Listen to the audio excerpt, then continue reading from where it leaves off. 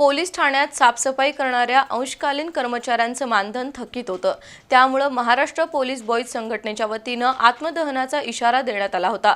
त्यानंतर प्रशासनानं या गरीब कर्मचाऱ्यांचं थकीत मानधन देण्याचा निर्णय घेतलाय। या पार्श्वभूमीवर पोलीस बॉईज संघटनेच्या पदाधिकाऱ्यांचं कौतुक करण्यात आलंय, तर काही पोलीस अधिकारी आणि पत्रकारांचा विशेष सन्मान करण्यात आला।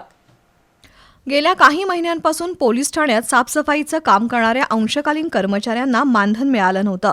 या प्रश्नावरून महाराष्ट्र पोलीस बॉईज संघटनेचे अध्यक्ष संजय माने यांनी आत्मदहनाचा इशारा दिला।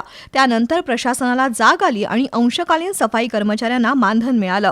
परिणामी अंशकालीन कर्मचाऱ्यांच्या वतीनं महाराष्ट्र पोलीस बॉईज संघटनेच्या पदाधिकाऱ्यांचा सन्मान करण्यात आला। तसंच काही पत्रकार आणि पोलीस अधिकाऱ्यांचा विशेष सन्मान झाला। पोलीस अधीक्षक योगेश कुमार गुप्ता, गृह पोलीस उपाधीक्षक तानाजी सावंत, पोलीस अधीक्षक कार्यालय अधीक्षक प्रमिला सावंत, प्रमुख लिपिक विद्या सिद्धनाईक, बी न्यूजचे प्रतिनिधी प्रमोद वनगुत्ते, कॅमेरामन प्रथमेश कात्रट यांच्यासह अन्य माध्यमकर्मींचा सत्कार झाला। या कार्यक्रमाचं नियोजन पत्रकार एकनाथ पाटील, राज्य पोलीस सफाई कर्मचारी संघटनेचे राज्याध्यक्ष संजय माने, अजित लोहार, समाधान पाटील, सुरेश लोहार यांनी केलं।